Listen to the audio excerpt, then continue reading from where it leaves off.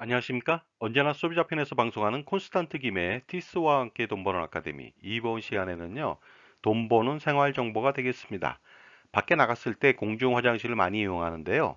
수도꼭지를 많이 사용합니다. 이때 수도꼭지 중 가장 더러운 곳은 어디일까요?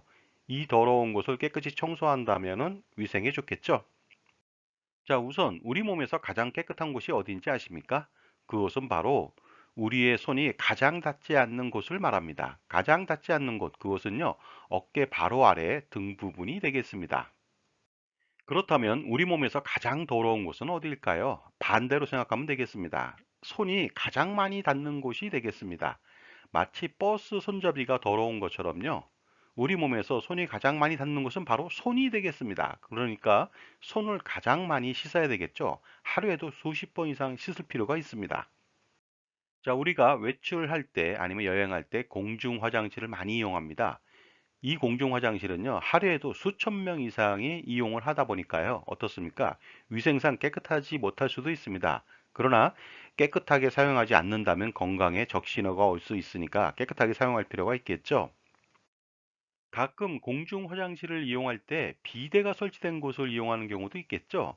그런데 이 비데 설치한 곳은요, 비데의 노즐을 제대로 닦지 않는 경우가 많이 있습니다. 그러다 보니까 반드시 비데 노즐 청소 버튼을 누른 다음에 사용하시기 바랍니다. 만약에 청소 버튼이 없는 경우도 있거든요. 이때는 눈으로 확인하실 필요 있고, 그 다음에 보기에도 외관상 지저분해 보인다면 비데를 절대로 사용하면 안 되겠습니다. 자, 공중 화장실을 사용하고 나서는요, 반드시 수도꼭지를 만지게 되죠. 수도꼭지의 구성을 좀 알아보도록 하겠습니다. 물이 나오는 곳하고 위에 머리 부분에 보면요, 손잡이가 있겠죠. 손잡이를 주로 많이 사용하겠죠. 용변 후 손을 씻을 때 수도꼭지 부분 중에서 손이 가장 많이 닿는 것은 바로 손잡이 부분이 되겠습니다. 자, 한번 상상해 보도록 하겠습니다. 용변 후 손을 씻는다. 그러면요, 수도꼭지를 틀겠죠. 틀 때 손잡이를 올립니다.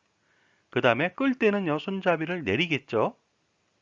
그런데 놀라운 것은요, 손을 씻으려고 수도꼭지를 틀 때는 항상 더러운 손인 상태에서 수도꼭지 안쪽에 손을 대고서 수도꼭지를 튼다는 것이 되겠습니다.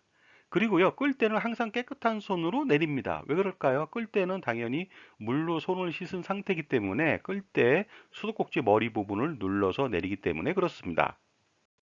그러므로 수도꼭지의 머리 부분은 항상 깨끗하고요. 이처럼 보이는 것처럼요. 수도꼭지 안쪽은 항상 더럽게 됩니다. 한 번도 수도꼭지 안쪽을 닦아보지 않았을지도 모릅니다. 자, 지금까지 제 정보가 만족스러우셨다면요. 구독과 좋아요 부탁드리겠습니다. 계속하겠습니다. 따라서 수도꼭지 손잡이 안쪽은요. 집안에서도 수십 번 이상 잡습니다. 그리고요. 공중 화장실에서는 수천 번 아니면 수만 번 잡을지도 모릅니다. 그렇기 때문에 용변 후 손을 씻을 때는 수도꼭지를 틀고 나서 반드시 물로 수도꼭지 안쪽을 닦아줘야만 합니다. 마치 고깃집에 갔을 때 집게 안쪽에 청결 상태를 반드시 점검하는 거와 마찬가지가 되겠죠. 왜냐하면요, 제대로 청소를 안 하는 고깃집에서는요, 집게 안쪽에 고기가 그대로 남아 있습니다. 그리고 화장실 이용간에는 반드시 손을 씻을 필요가 있는데 여러분들은 어느 때 손을 씻으십니까? 예를 들어서 용변 후입니까? 용변 전입니까? 제가 볼 때는요, 용변 전후 모두 손을 씻어야 될 것 같습니다. 그래야만 깨끗할 수가 있는데요. 참고로 우리나라 사람들의 용변 후 손 씻는 확률은요, 소변을 볼 때는요, 절반에도 미치지 못한다는 통계가 있습니다. 그러다 보니까 깨끗하게 손을 화장실 이용 전후 두 번 씻으시기 바랍니다. 자, 지금까지 수도꼭지 중에서 가장 더러운 부분에 대한 말씀을 드렸습니다. 감사합니다.